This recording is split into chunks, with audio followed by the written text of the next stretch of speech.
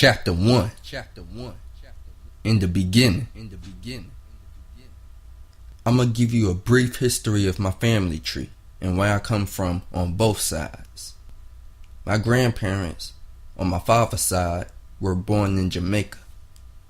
My grandfather, Gladstone Alfonso Wilson Sr., was born in Kingston, Jamaica, in October of 1941. And my grandmother, Jennifer Rose Gale, was born in St. Catherine, Jamaica, in June of 1952. Both of those areas were on the opposite ends of the island of Jamaica. My grandfather, Gladstone Sr., was a mechanic, but he also was a musician. He used to be in the local Jamaican band, who later on became famous. He played bass guitar for the band. The band used to travel all over Jamaica and perform at nightclubs and bars. They even traveled to different islands to perform, like Bahamas for instance. My grandfather Gladstone and my grandmother Jennifer Gale met one night at a bar in Jamaica where the band was playing at. My grandmother Jennifer used to hang out at bars a lot back in those days. I'm not sure what her profession was though. My grandmother was real young, a lot younger than my grandfather was. They were 11 years apart.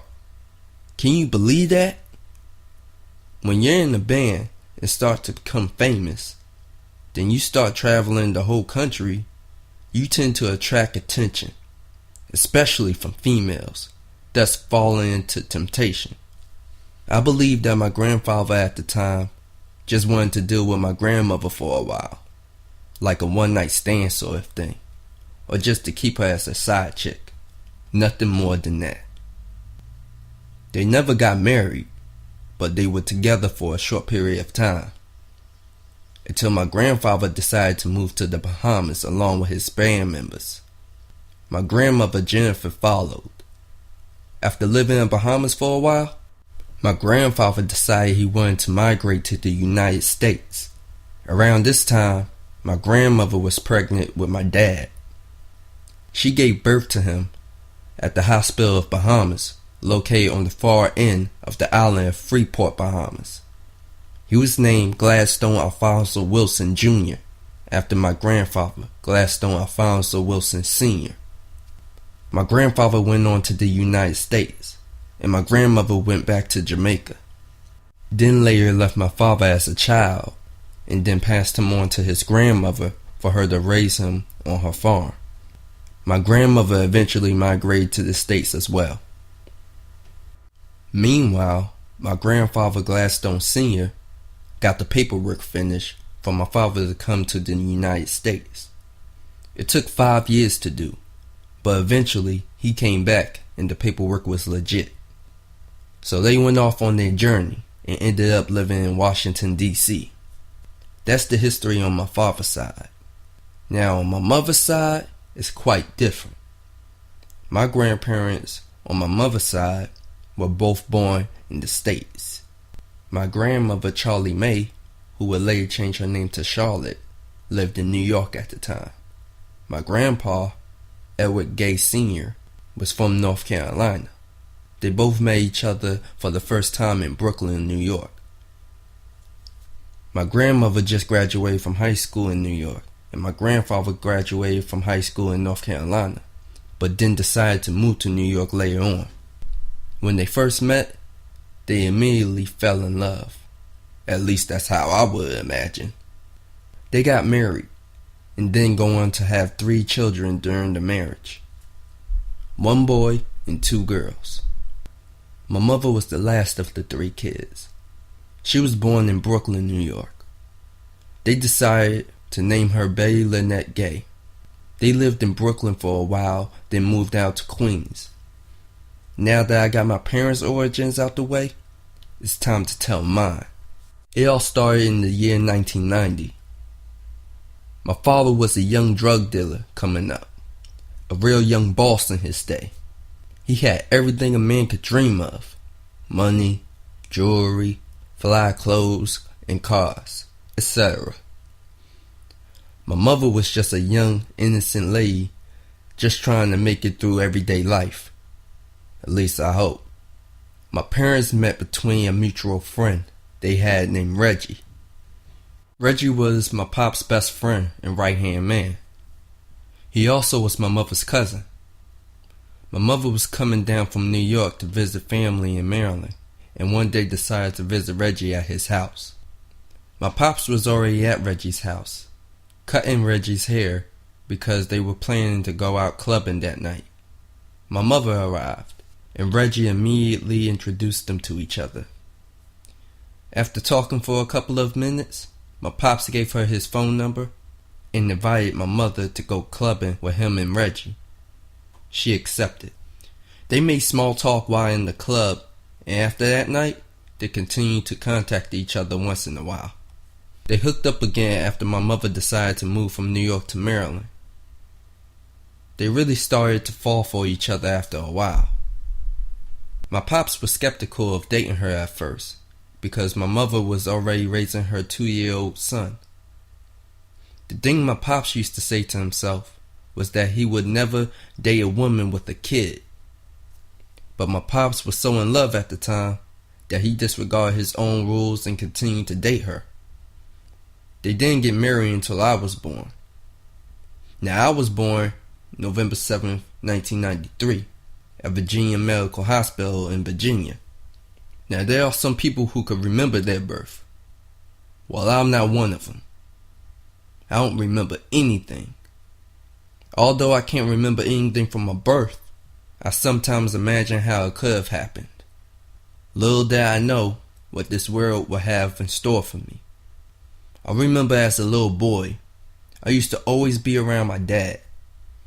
As a baby, he just kept me close to him for whatever reason. Sometimes when both my parents had to work, they would have this lady named Donna watch me. Donna was my grandmother's next door neighbor. That made it much easier for my parents because my parents, my older brother, and I was living with my grandmother at the time. And Donna lived right across the street from us on Cherryfield Road. Whenever my parents needed a babysitter, Donna or her daughter would be the one to watch me. That will all change after my father got hurt at work. My father was a contractor at the time and was doing some remodeling on a government building. His job was to check the scaffolds after they were done building. While he was checking one of the scaffolds, my father noticed that the scaffold that he was on started to tilt backwards.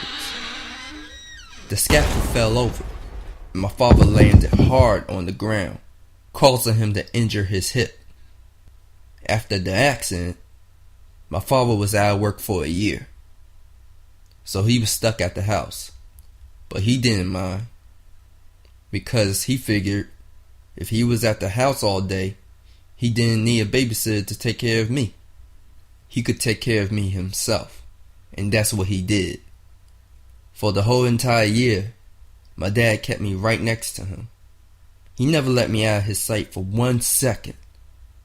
He carried me everywhere he went. I ate whenever he ate. I watched whatever he watched on TV, and slept whenever he fell asleep. Most of the time, he would just lay me on his chest while he's laying down, and I would fall asleep to his heartbeat. We used to stay up all night because we slept during the day. My dad would have me sit on his lap while he's eating a bowl of cereal, reading a magazine, or watching whatever was on late night TV. My father wouldn't leave me by myself for any reason at all. One afternoon, my dad was walking around the house with me, carrying me wherever he went. He was heading down to the basement. While carrying me and walking down the stairs at the same time, his hip gave out, and he started tumbling down the stairs, causing him to lose possession of me in the process. We both fell down a flight of stairs. After landing at the bottom of the stairs, I immediately started crying, screaming at the top of my lungs. My father had to crawl and pull his whole body to move. While in excruciating pain, my father slowly makes his way towards me, dragging his body every inch across the floor to get to me. We definitely had to go to the hospital after that. I was only a few months old when that happened. After that, my father was forced to walk around with a cane for a while. I thought the cane looked cool. It was an all-gold cane with black cushions. I've never seen one like it before, still to this day. After my dad healed up, he was back to working again, and my parents decided to put me in daycare. I would be in 2 different daycares within that time period. One daycare that was ran by my cousin Annette in her basement, and the other daycare that was down the street that was ran by a Chinese lady by the name of Norma. My mother would take me and my older brother Tyrell to cousin Annette's daycare most of the time, and my father would take us to Miss Norma's daycare most of the time. It seemed like they was playing favorites back then. Cousin Annette is actually the mother of my dad's best friend Reggie, so it wasn't like my dad was unfamiliar with Annette. I personally liked Miss Norma better. She was real nice. Cousin Annette just seemed so buried most of the time. After daycare, my dad was the one to come pick me up all the time. Every single day he would come. One particular day, he came and picked me up from Miss Norma's daycare, and he took me to run some errands with him. My father drove a BMW at the time, and allowed me to sit in the passenger seat some of the time. As we all driving along, we started to talk about how my day went. Then I noticed my dad popping in a cassette tape in the radio. I didn't know what it was at first, but I surely was about to find out at that moment. The tape started to play, and the next thing I hear is this guy say, "It's party time.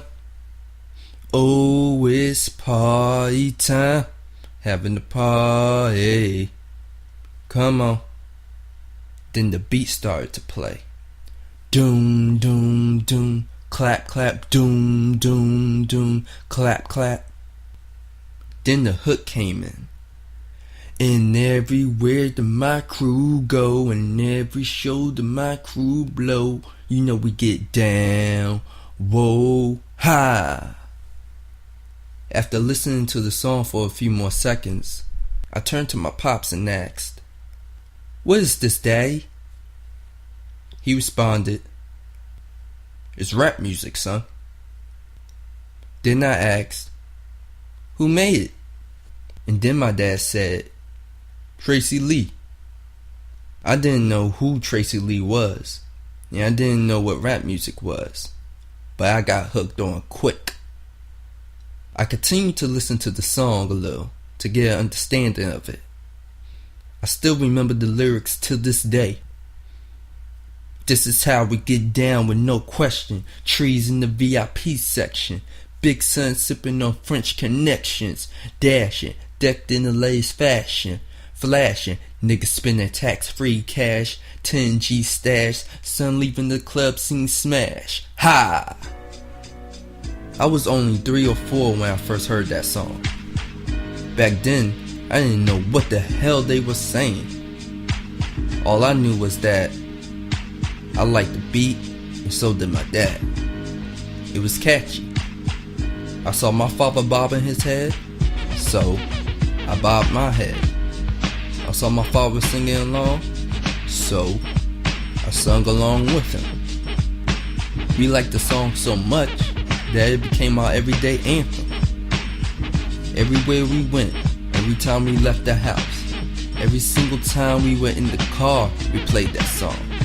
We kept it on repeat and kept rewinding the cassette tape to the beginning and playing it through.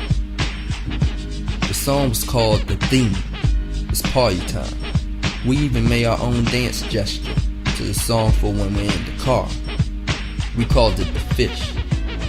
It's when we roll down our car windows and stick our arms out, and then we move our hands up and down in the air as if they were fish jumping in and out of the water. It might sound corny now, but I didn't care.